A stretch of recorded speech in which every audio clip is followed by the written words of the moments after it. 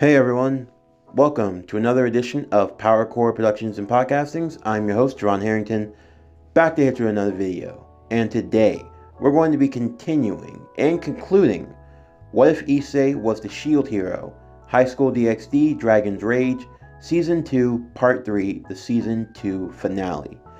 But as always, before getting into today's video, I do want to say thank you to everyone who supports Power Core Productions and Podcastings. As always, I cannot do it without you. You make the channel grow, you make the core grow. So please don't forget to like, comment, subscribe, share, and hit that bell for post notifications so you can stay up to date on everything that is Power Core Productions and Podcastings that has to come out now and in the future as we are on the road to 2K and beyond. Also, another thing I do want you to keep in mind is that I am working on a few other videos that I might upload on days where we only do one. So you might be getting double videos certain days out of the week. I can't say for sure if I'm going to continue or do it constantly, but it is something that I do want to try, so I hope you will keep that in mind in the future.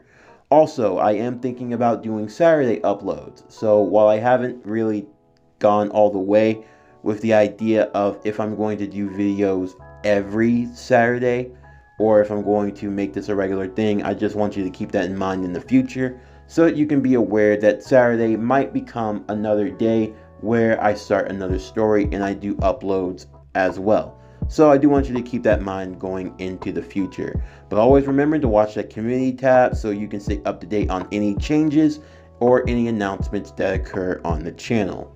But anyway, without further ado, we're going to get straight into today's video. So as always, sit back, relax, and enjoy the show.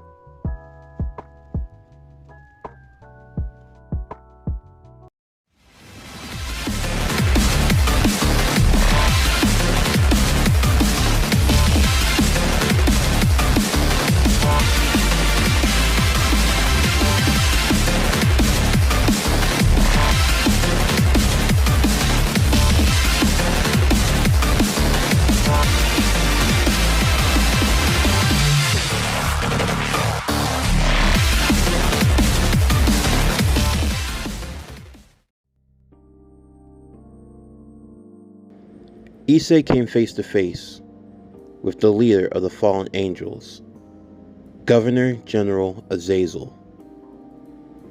To say that he was nervous would be an understatement. He knew just how much power the leader of the fallen angels must possess, and that fighting him would not be an easy feat.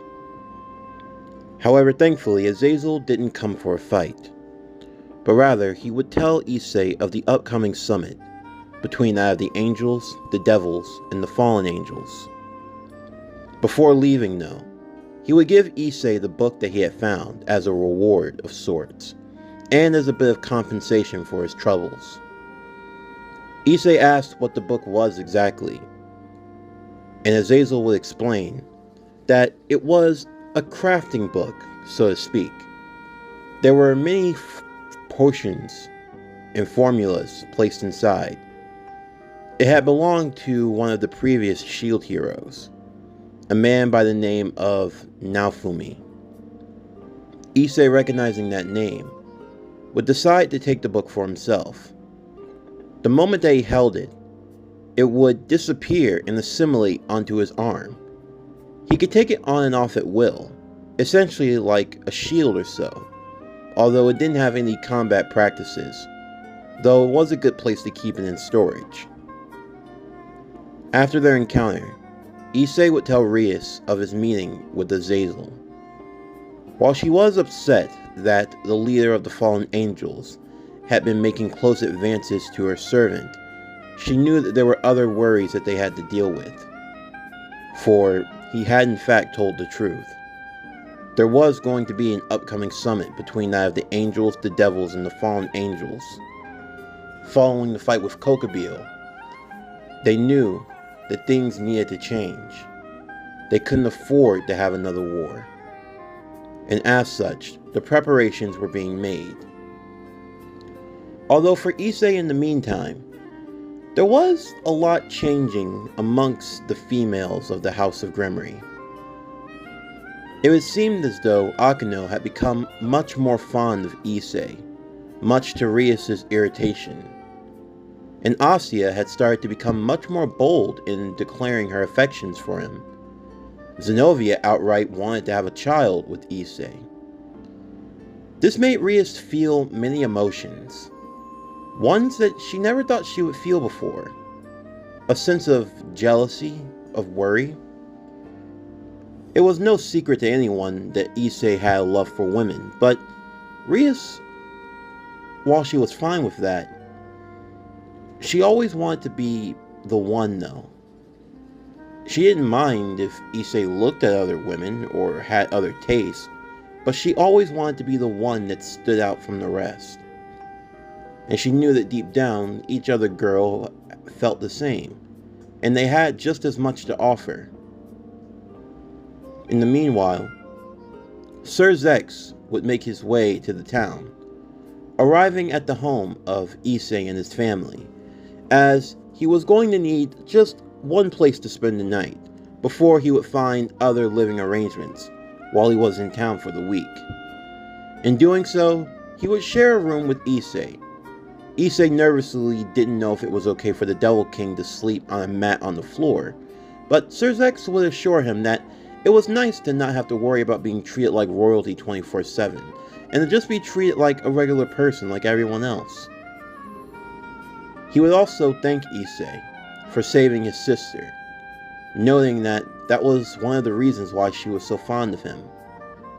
Above all else, he treated her like a human being, and not as a tool or as something to gain leverage or power. That was something he appreciated about Issei very much, and the two of them would bond for a bit during the night. Their week was filled with much activity, as the school was having an open house. While Issei was on his way to school that day, Rias showing her brother around town for a little bit before arriving. As he made his way to the bridge to cross over to where the school campus was, he would come face to face with none other than the Vanishing Dragon, or the White Dragon Emperor himself, a young man named Vali. The white-haired boy would approach Issei. He would take time to observe him, to get a gauge on his power and how strong he truly was. To hear that one of the last 3 great dragons had also appeared now, and the fact that his sacred gear was that of one of the 4 legendary cardinal weapons, well, that was truly intriguing. You see, the cardinal heroes, they were all thought to have been killed long ago. It was confirmed that the spear, the sword, and the bow had been destroyed, but there were no traces of the shield. No one knew if it would respawn and be reborn into another host. No one knew where the black dragon Kuroi had gone, but to see that the two had managed to merge together, and that Issei was now its new host, well, now this opened up a plethora of opportunity. The others would soon arrive to back up Issei. Rias, standing mightily in front of the white dragon. Vali would warn her, though, that those who come into contact and get involved with the great dragons, they never have an ordinary life. Of course, she should know. There was a certain dragon within her own family. Of course, Rias would tell him to merely drop the subject, and he would do so, bidding her a farewell as he left. Even though she didn't show it, Issei could tell that she was nervous in his presence. As the two of them held hands, he could feel the sweat coming from them. Vali was definitely someone not to be taken lightly. As for the rest of the day of the open house, things went fairly well, or at least as well as any other open house can go. There were doting parents, embarrassing moments for everyone involved. Issei even got the chance to meet the sister of Sona Seatree, one of the 4 Devil Kings, Seraphal Leviathan. a rather lively young girl who loved the magical girl aesthetic and loved to dress like one, embarrassing Sona a great deal. Eventually that evening, Issei's home would be hosted not only to Sir Zex, but also to Rias's father, who was also paying them a visit. For Issei to not only get a chance to meet Sir Zex again, but Rias's father, it was a really big deal, meeting more and more of Rias's family. Although he could see obviously just how much it bothered her a bit, as she was pretty embarrassed at all the fuss that was being made over her in the meantime.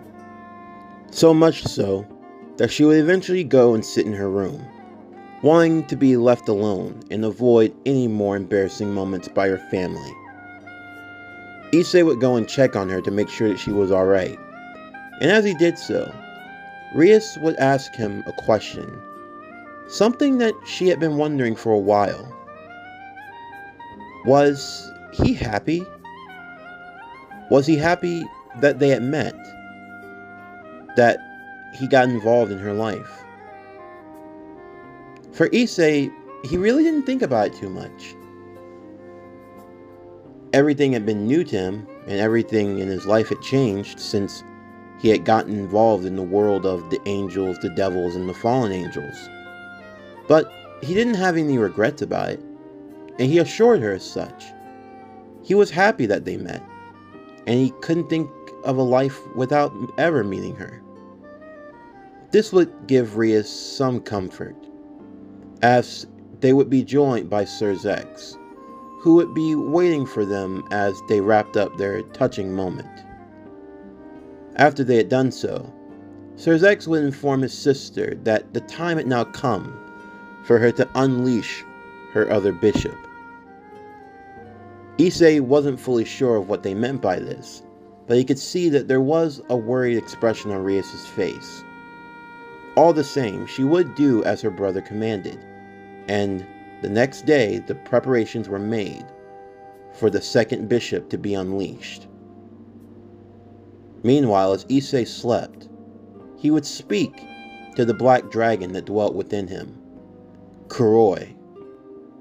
Kuroi would briefly explain to Issei the history of the 4 cardinal heroes, as well as that of the 3 great dragons, and why they were constantly in conflict. It was during the time of the last Great War, when the 3 great powers fought against one another on the battlefield. The other creatures in existence, most notably the dragons, stayed out of the war, as they didn't feel it involved them. However, there were 3 in particular: Albion, Dreg, and Kuroi. The 3 great dragons did battle with one another constantly, never being able to subdue or overpower one another. This was known as the threefold cord, a 3-way deadlock that cannot easily be broken. The power that these 3 dragons gave off was so great, a temporary truce had to be called between the 3 great powers in order to deal with the dragons and seal them away. It took the power of God, the 4 devil kings, the angels, the fallen angels, the devils, and the 4 legendary cardinal heroes themselves in order to seal away the dragons in their great power. In the process, this led to the deaths and destruction of the sword, the spear, and the bow, as they fought and died valiantly in order to seal away the great dragons.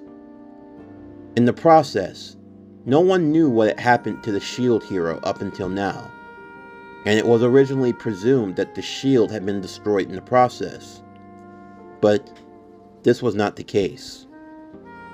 In fact, just like the white dragon and the red dragon, the black dragon too was sealed away into a sacred gear, and that was the shield itself.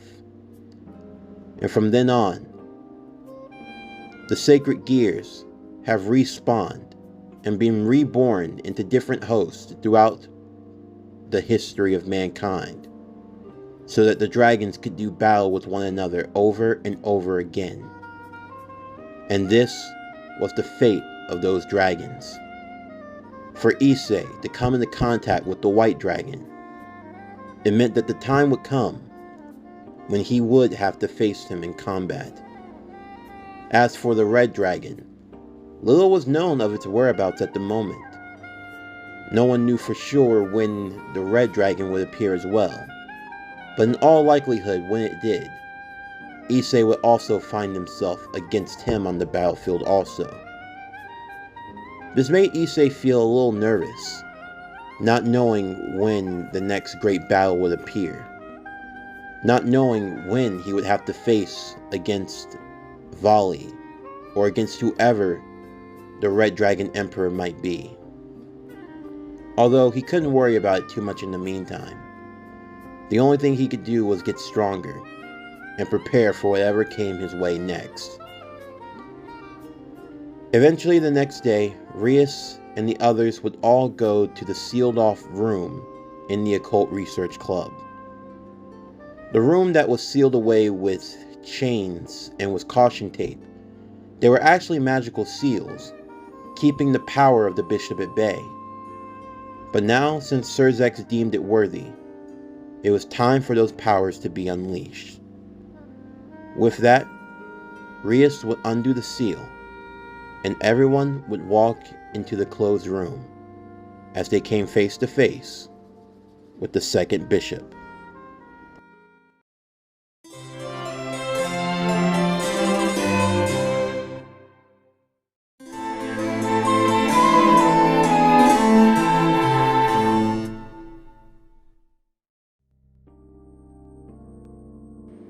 As the group made their way inside, they would hear crying coming from the corner of the room.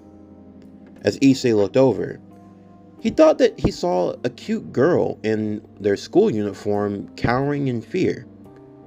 Of course, his dreams were quickly shattered when they made it very clear that that was not a little girl. That was actually a boy. The boy's name was Gasper Bloody. Issei being entirely shocked that a young boy could look, well, so cute.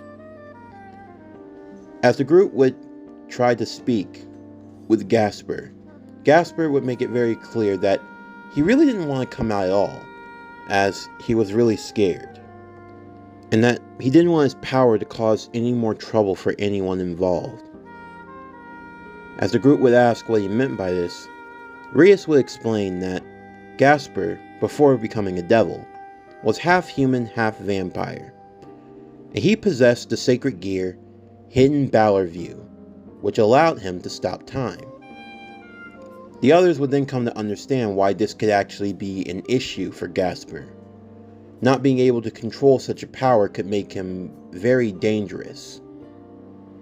All the same, while Rias wanted to look after him, she had to leave as other preparations needed to be made for the upcoming summit. Along with Akano and Kiba, they would go to make the preparations and a few other matters that needed to be discussed, and she left Gasper's training in the hands of everyone else. The training went about as well as you could have expected it to go. Zenobia was a bit too straightforward, chasing him around with her sword Durandal, and Konako was a bit too cynical, chasing him around with handfuls of garlic. The others trying their best to figure out what they could do for him. Even Saji got involved, wondering how on earth they were ever going to be able to help someone out with this type of power. And then all of a sudden, Azazel would appear out of nowhere, putting everyone on guard. Although, while he was amused by everyone being prepared to fight, he assured them that even if they came at him with everything they had, they'd still lose. And they all knew this. As they got a chance to observe Gasper, he would explain that Valor View was a power that could be pretty dangerous, but that Saji might have had something that they could use. He would remind him that his power, his sacred gear, the absorption line, had the ability to drain any excess power. If he did so with Gasper, maybe that would be a better way of helping him with his training. Of course, the next option was that he could drink some of Issei's blood, but Gasper would shoot that down immediately, as the very idea of ingesting blood was extremely gross to him. But that was still something that was on the table. Of course, Azazel would explain the reason why he had come. He had been wanting to meet with Kiba, as he had heard rumors of the Holy Devil Sword, and he wanted to see what it could do. But Kiba wasn't there, and the others weren't going to allow him to get closer to him under any circumstances. All the same, Azazel would bid them farewell as he made his way leaving. But even though they didn't fully like it, he did give them some ideas for what they could do with Gasper in terms of his training and helping him improve in his power. Saji would use the absorption line to try to take away any of the excess power that Gasper might use during his training, in order to allow him to get better control. While the training definitely helped out some, Gasper still needed to improve in other areas. Of course, they still floated with the idea of using Issei's blood, since it was the blood of a dragon, but Gasper was really against it. As Rias would go in to check on their progress, Issei would learn more of Gasper and his struggles, and why it was so hard for him to do his training. Issei learned about how before Gasper had become a devil, dealing with his other anxieties of being a half-blood vampire also weighed on him greatly. Since he wasn't a pure blood, he was rejected by the vampire clan. And since he was part vampire, he was rejected by humanity as well. On top of that, there was his power, the hidden Balor view, which didn't make things any easier for him in the meantime. Learning all of this, Rias would start to wonder if she were really as good of a leader as she needed to be. She truly cared for Gasper and his situation, and she wished she could do more. But Issei would assure her that everything was going to be fine, and that she was a great leader. She always looked out and cared for them, and he wanted to do the same. And he promised her that he was going to make it work with Gasper no matter what. And with that, Rias would leave Gasper in Issei's hands, as he would try to figure out a way to make it work with Gasper, thinking that there had to be something that he could do. While everyone else would go home for the night, Issei would stay in the library of the Occult Research Club, looking through the book that he had been given by Azazel. There were many different spells and crafting potions and formulas, a lot of information that Issei could use. The more he had learned about Naofumi and the other shield heroes that came before him, the more he learned that they were pretty capable craftsmen, as well as being able to create different sort of healing ointments, spells, and other things of that nature. After looking through, he was able to find one that he thought could work. It was an elixir of sorts. If Issei could add his blood to it, he could make it in a way so that it didn't smell or taste like blood, but it could still have the same effect. Maybe this would be easier for Gasper to swallow. If he could do so in that regard, it would allow Gasper to be able to get better control of his power. Issei spent all night working and crafting the potion, going through different trial and error, until eventually he found something that worked. You could say it was kind of like a fruit punch of sorts. You couldn't smell or taste the blood in any way, but there was definitely enough there so it could definitely satiate his powers. When the others arrived the next day, they would see that Issei had been extremely tired. It looked as though he hadn't gotten any sleep and he had been working all night. Rias even noticed this, and this made her heart fluster even more. It showed that Issei was more than just all talk. As always, he always backed up his actions with words, and with his deeds. Seeing just how much effort he had put into it, it truly made her grateful for him. Issei would give Gasper the vial, and after taking a sip, he realized that it didn't taste like blood. It tasted like fruit punch. and he ended up drinking the whole thing. But once he did so, he could feel that he had better control over his power. As just a weird accident, a pencil was about to fall to the ground.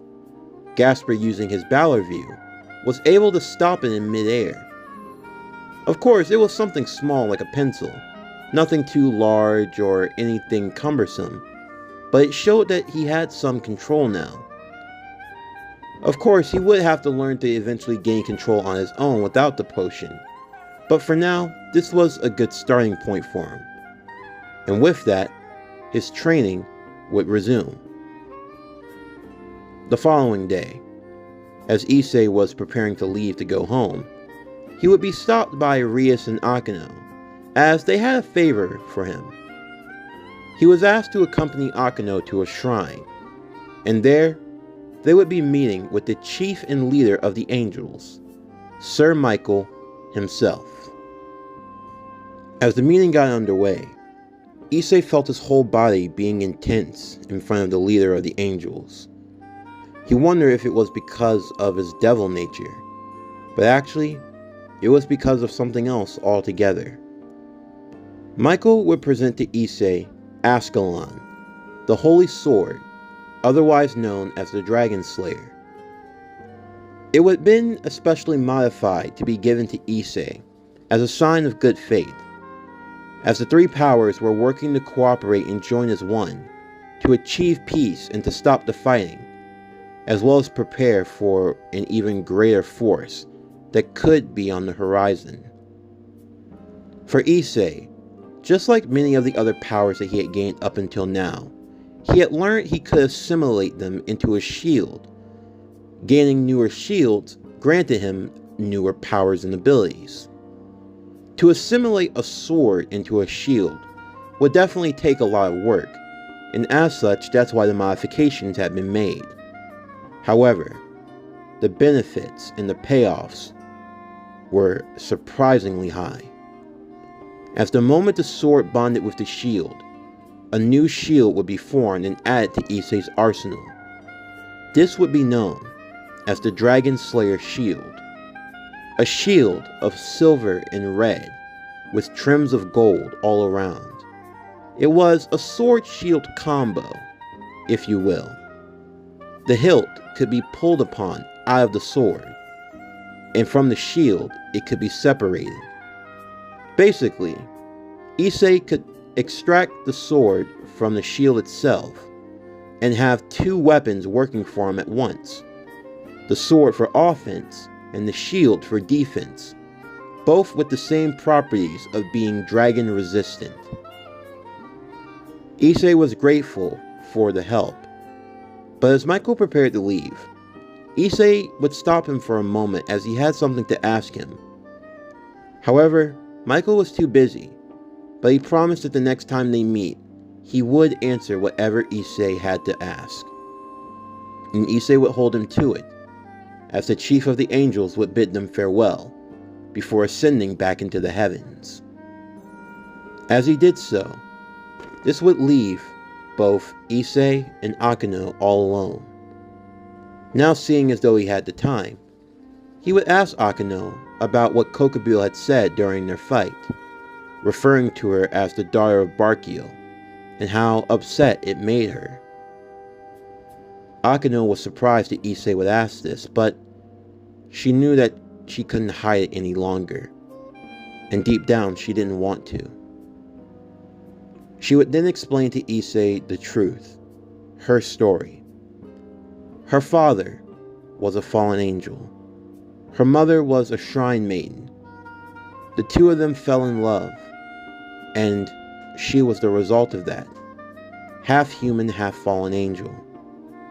However, she grew to resent her father after the death of her mother, and in doing so, as a way of rebellion, she loved the idea to become a devil. However, she still could not escape her destiny. Even though she had become a devil, she had become a hybrid. She had even taken off the top of her gown to reveal her back to Issei, showing one fallen angel wing and one devil wing.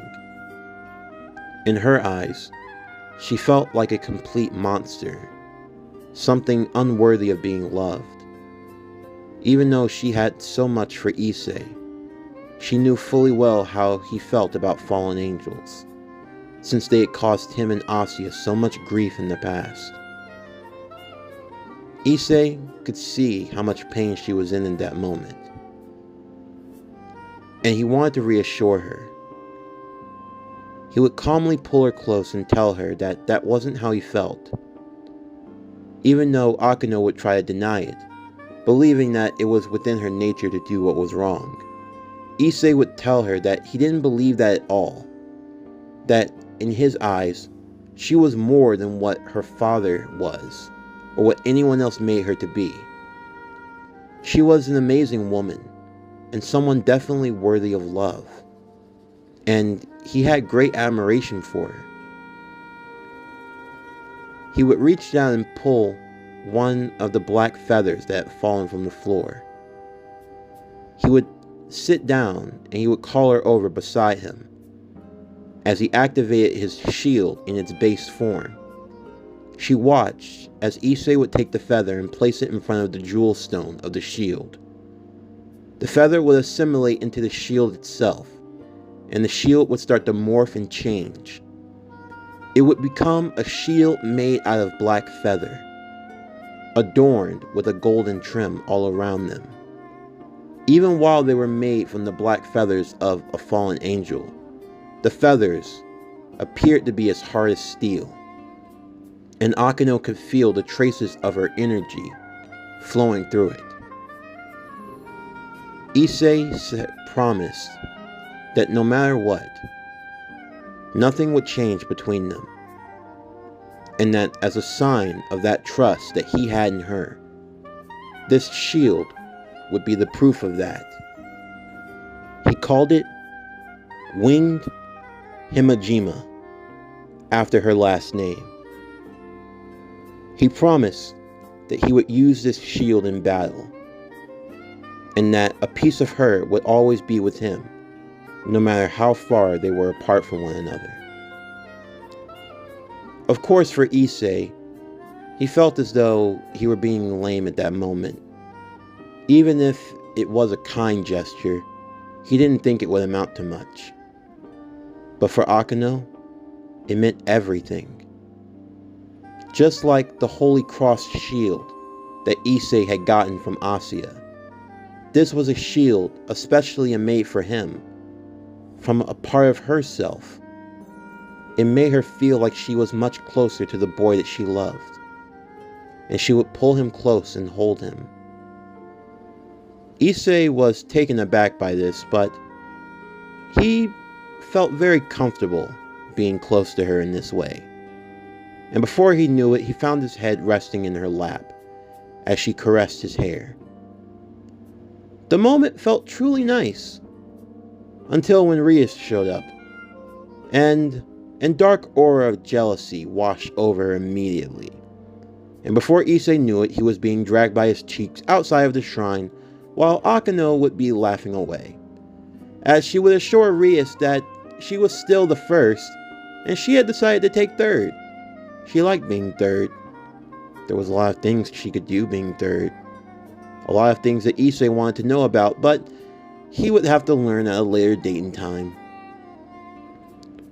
All the same, Issei would eventually go back to the school after finishing up more of the vials of the formula that he had created, the potion that would help Gasper get a better control of his power. He seemed to be improving more and more each day, and that was to a great effect for the others. Gasper was slowly starting to get more confident in his abilities as well, and he was grateful for everything that everyone had done for him. Later on that night, while Issei was in his room alone, he would then be joined by Rias and by Akeno, the two girls both sitting on either side of him. Rias had learned about everything that Issei had done and the gesture he had made for Akeno, and it made her very happy. It showed just how kind of a boy Issei was, and it was one of the many attributes that she loved about him. With that, the girls decided that for that night, they would put aside their differences and they would both share Issei, cuddling with him in bed. It didn't take long for Asya to find out as well, and she didn't want to be left out either. And Issei would wake up the next morning to have 3 beautiful girls all surrounding him. And as always, this put him into critical overload. In the meantime, Volley would be waiting outside of the school, as the afternoon was starting to take hold and the children were walking home. He would be visited by a young girl with long dark hair, as she sat beside him, teasing him with the same phrase that he always spat out all the time. The girl's name was Orphis, and for Volley, the words she said had never been more true, especially for the era that he lived in, an era where God no longer existed. There was truly nothing left in this world that satisfied him. As the others prepared to go to the conference, Rias would leave Gasper in Koneko's care in the club room, while they made their way to the principal's office that had been arranged for the leaders. As they made their way inside, they would see Sir Zex, accompanied by Graphia, Azazel with Volley, Seraphal Leviathan with her sister Sona and her servant Tsubaki. As everyone made their way, the conference would be called to order, and the great meeting would begin. All while, forces in the shadow would begin to make their move.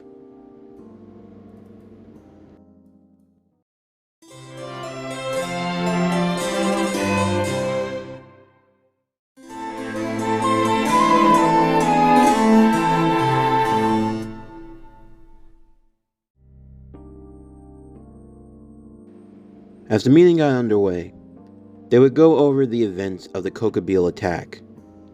Azazel would apologize for Kokabeel and for going rogue. He made it very clear that he had no intentions of starting a war. That wasn't what interested him. He had other hobbies and other things that he wished to pursue, and he wouldn't be able to do so if they were constantly fighting. The other powers would all agree, and they would begin the foundation for the treaty. Although there was another situation that they needed to speak about, and that were the powerful forces. That was the Great Dragons. 2 of the 3 were in their presence. They were the White Dragon Emperor and the Black Dragon Emperor. Azazel would ask where the Red Dragon was, but Sir Zex would dismiss that comment, stating that the Red Dragon was currently unable to be present, as he had other business to attend to. All the same, they would ask for the positions that the other dragons wished to take. What were their goals? Their dreams? These might have seemed minuscule, but the dragons could prove to be what makes or breaks the peace. For their power was enough that they could rival any or even all of the 3 great powers themselves. And even if the 3 powers didn't fight amongst themselves, fighting the dragons could be a different story. Volley made it very clear. He only wished to fight powerful opponents and test his limits. And Azazel would tell him that he could do so, but that he didn't need a war, now did he? And Volley would agree. Volley didn't care very much to start a war. He had no reason to do so. No reason to shed unnecessary blood. He could find an opponent, or opponents, that could satisfy him, without the need for a great conflict. But then there would come Issei's turn. Issei wasn't sure what he wanted. Well, he knew what he wanted, but nothing involved war or fighting. So Azazel would put it into another perspective. If they went to war, he'd never be able to get his alone time with Rias, and get his freak on, so to speak. Wartime meant no Rias loving, but peacetime meant negotiations. Peacetime meant he could have all the fun in the bedroom he wanted. And hearing that was more than enough for Issei to push for peace, as he was more than determined that he was going to get with Rias, and he was going to use all of that peacetime to its fullest extent. He said this proudly and loudly with no shame, until he was quickly reminded by Kiba he was in the same room as Rias' older brother, this causing him to turn completely bright red, before turning hollow. Of course, Rias was embarrassed, but Akano would remark that she wanted it anyway. And with that, everything seemed to be going fine, until time would suddenly stop out of nowhere. Many in the room would become frozen, aside from the great leaders themselves, and those who possess sacred gears or holy powers. As for Rias, she was safe because in that moment she was holding on to Issei, and avoided being caught in the time stop. As they looked out, they could see that the others, each one of the respective armies, had been frozen out as well. Those of the angels, the devils, and the fallen angels, as they were under attack by mages, or magicians, to say the least. And it seemed as though they had gotten their hands on Gasper, and were forcing him to use his power to their advantage. Rias wanted to go after Gasper, and Issei was more than willing to accompany her, to protect her, and get there as quickly as they needed to. Volley would be sent out to fight with the other magicians, holding back their forces to buy them time. Volley would do so and immediately go into his balance breaker, donning the armor of the White Dragon, before tearing through the forces of mages and magicians. In the meantime, Issei would remark that he had left a portal seal in the Occult Research Club, so he could get there whenever he needed to. He could use the portal shield and they could get there in an instant. However, before leaving, there was something that Azazel wanted to give him. Since he had been aware of what Issei had done the last time, in order to gain some of the power of the Black Dragon, to tap into the cursed power, he would give him 2 armbands, one for himself and one for Gasper. The one for Gasper would help get his power under control and allow him to regulate it once again. As for the one for Issei, it would allow him to obtain his balance breaker form, without needing to give up any more of his soul than he already had. Once they understood what they needed to do, Rias and Issei would leave immediately to go and rescue Gasper and Koniko. In the meantime, another being would appear in the room.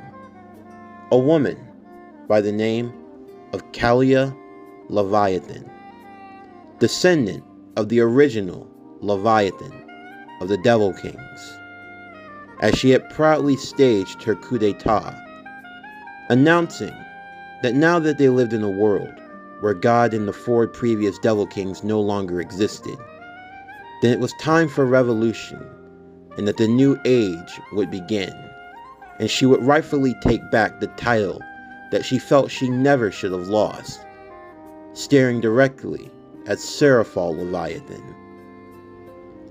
Issei and Rias would see the fight beginning to break out outside, as Azazel would step up to go up against Kalia.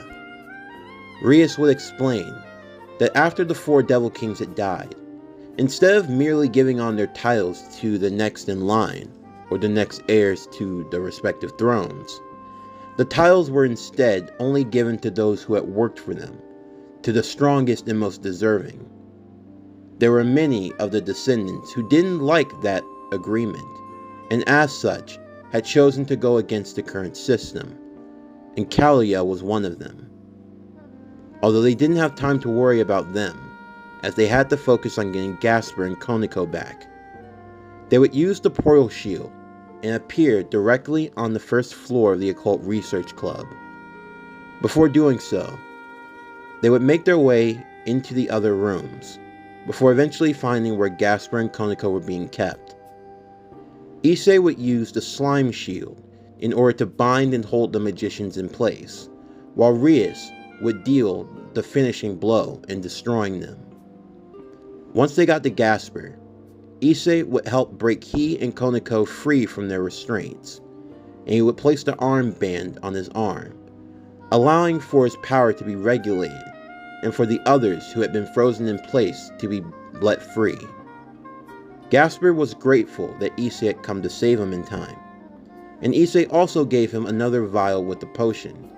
This would be able to allow him to control his power and use it to its fullest extent. Once Rias and Issei were able to rejoin the others on the outside, they would join in the fight, as Kalia continued to do battle against Azazel, who decided that now was time to use something that he had deemed as a hobby and to bring it to the forefront. Azazel would pull out the dragon's spear, the artificial sacred gear, and don his balance breaker armor, that of Frotnir, the downfall dragon.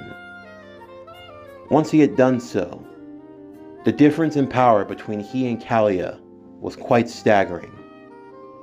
In her final act of desperation, she would attempt self-destruction, hoping that she could at least drag the leader of the fallen angels with her to her death. Although for Azazel, her attempt at self-destruction would only give the cost of his arm, as he sacrificed it in order to defeat her once and for all. Gasper would even help out as well, using his hidden Valor view to help free those who had been frozen in place. With everyone working together, they were soon able to defeat the last of the rogue forces.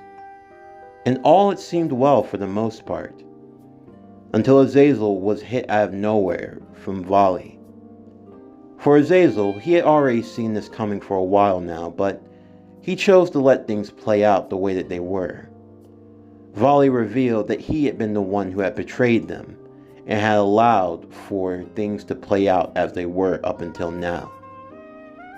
It had also come to Azazel's attention that Vali had recently taken to working with a new faction, a merge of different beings from all of the other factions up until now.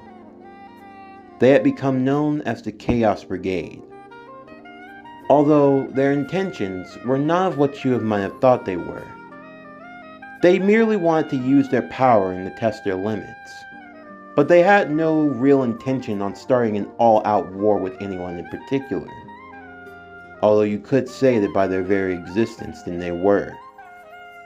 What was even more startling was learning who was the leader of the Chaos Brigade. And it was none other than Orpheus, the infinite dragon, a being so powerful that even God and the other original Devil Kings were afraid of him. There was no telling just how much of the power they already possessed, and just how many had already joined their side. This meant that now, more than ever, they needed to work together. The angels, the devils, and the fallen angels, if they were going to stand any chance against this new and powerful force. Vali would also reveal another secret that he had held inside. That just like Kalia, he too were a descendant of the original Devil Kings. His father was the grandson of the original Devil King Lucifer. His mother, being that of a human, made him a half-blood, and it was his human half that allowed him to be born as the White Dragon Emperor, gaining the powers of the White Dragon Emperor as well as that of Lucifer himself. Azazel would even remark that among all of the other White Dragon Emperors that had ever existed, he would prove to be the most powerful of any that had ever lived in this world. Vali would then turn his attentions over to Issei, as he would begin to taunt and to mock him, telling him of the difference between the two.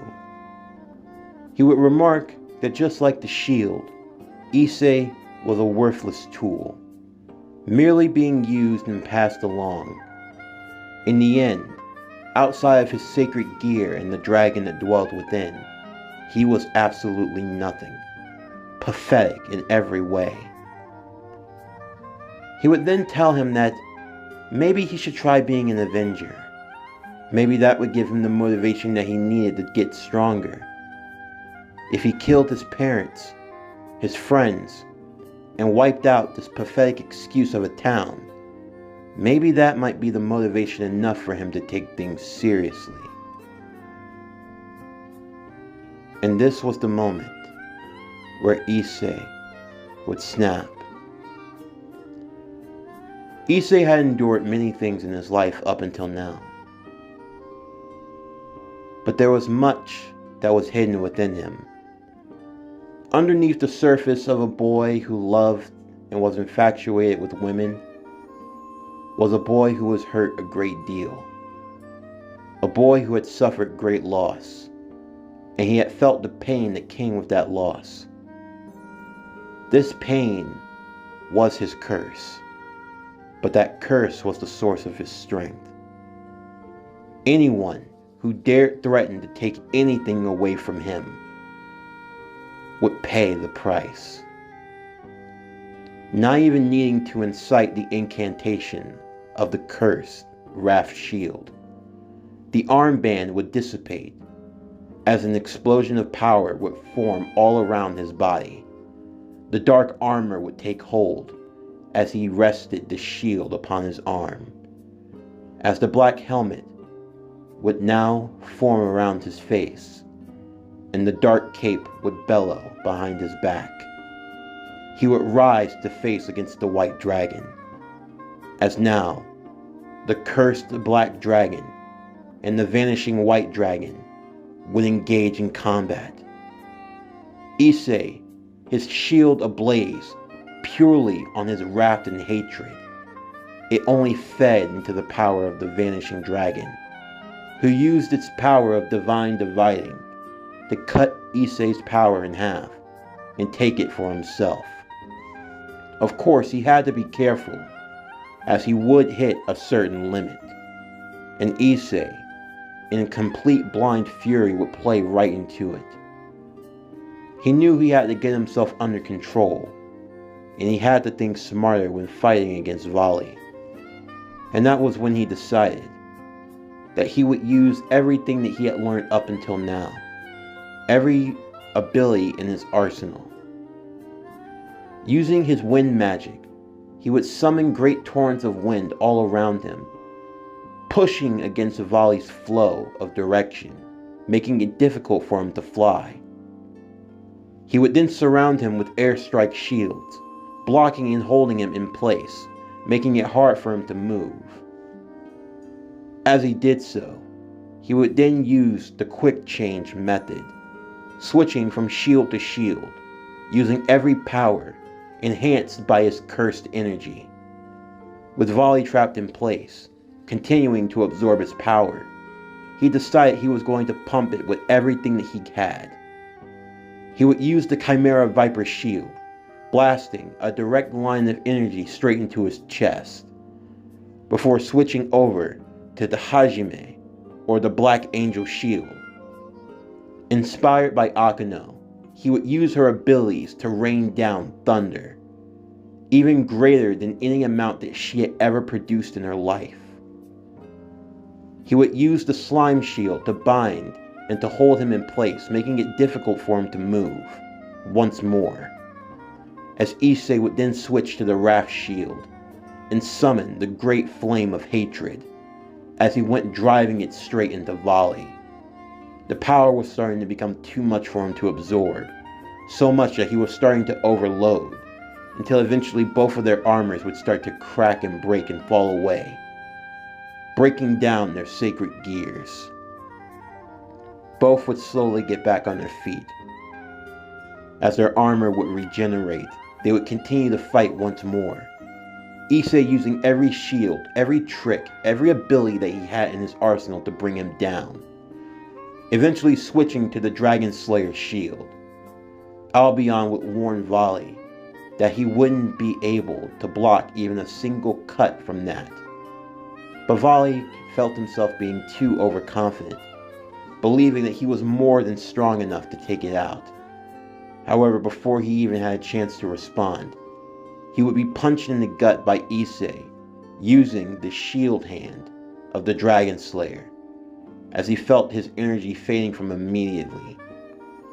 Issei would drag his sword down, slashing Volley in the chest, completely shocking his system, as the power of the holiness of the Dragon Slayer's sword was more potent than even he was expecting. Issei would then use a focused blast from the dragon's shield.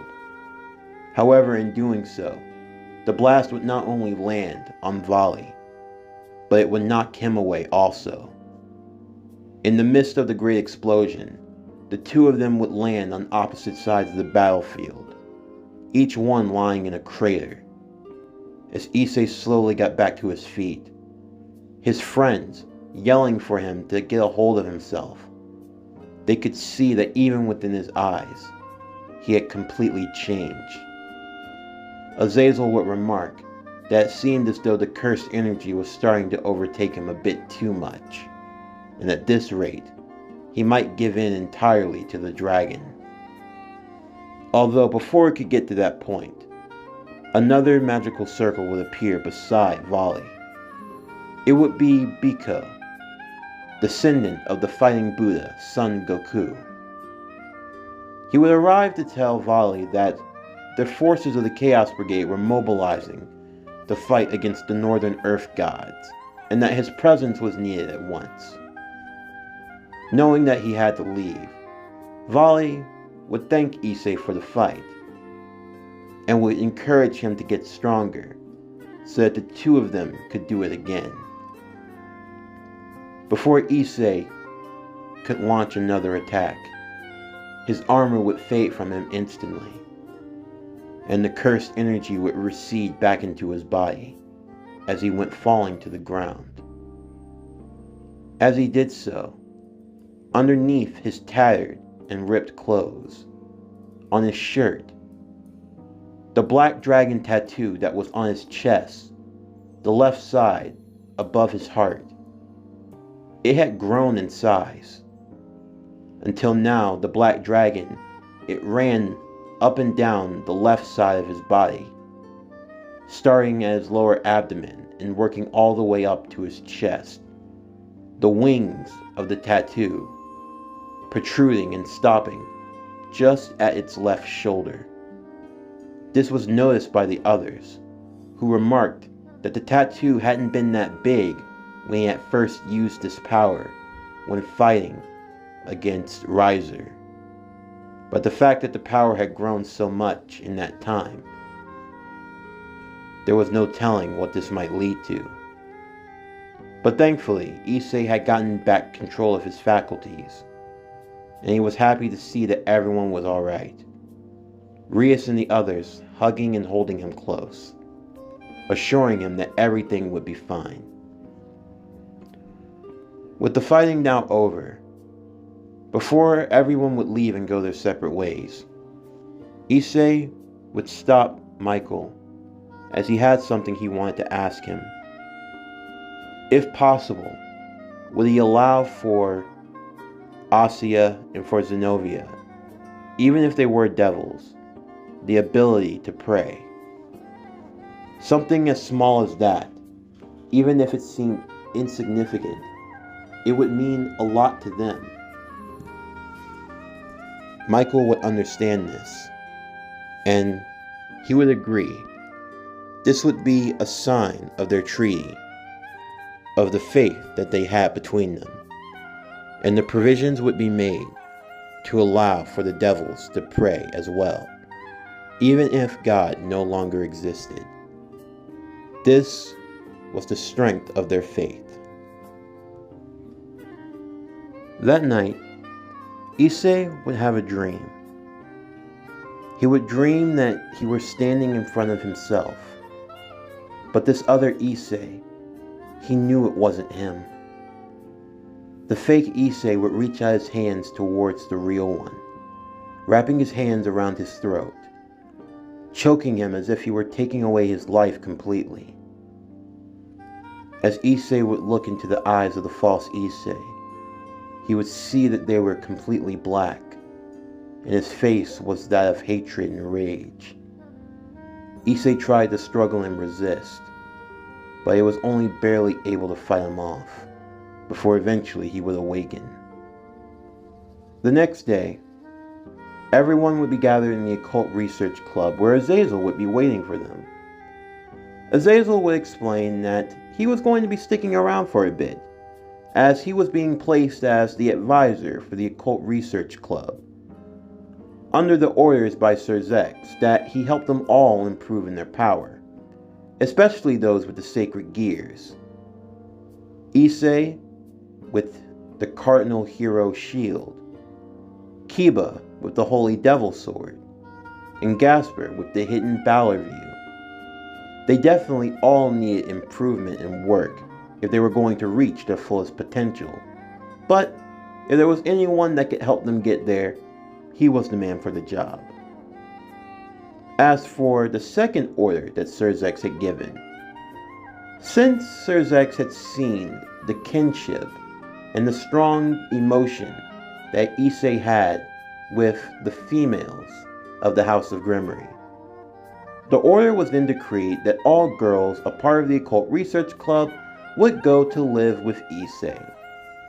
Before the day was over, Issei would find himself moving plenty of boxes, as every girl would make their way in and make themselves at home. Both Rias and Asya both agreeing in unison that things were going to be a lot more complicated with more people in the house. But Rias decided to look at the positives. With all of these people, they were going to need more space. And so, she was going to have her brother and father rebuild and redesign the house for everyone. Issei only looking up to the sky, realizing that his life was now going to be changing in more ways than even he had thought of. For Issei, his journey as the Devil of the Shield was going to continue. The three great powers had now formed their alliance, as the threat of the Chaos Brigade loomed on the horizon.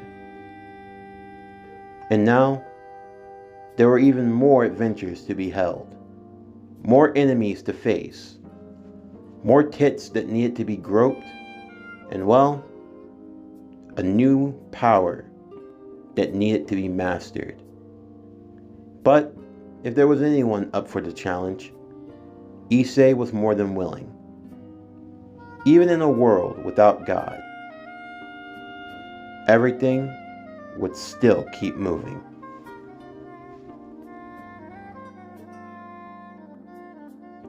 This concludes What If Issei Was a Shield Hero? High School DxD Dragon's Rage Season 2 Part 3. As always, if you enjoyed today's video and everything else that we have on the channel, then please don't forget to like, comment, subscribe, share, and hit that bell for post notifications so you can stay up to date on everything that is PowerCore Productions and Podcastings that is to come out now and in the future. Stay tuned for tomorrow's video, as we are going to be continuing What If Naruto Was Trained by Dr. Strange, Naruto Mystic Adventures Part 6. But anyway, that's going to do it for the end of today's video. I'm Javon Harrington with PowerCore Productions and Podcastings, signing off, and I'll see you next time.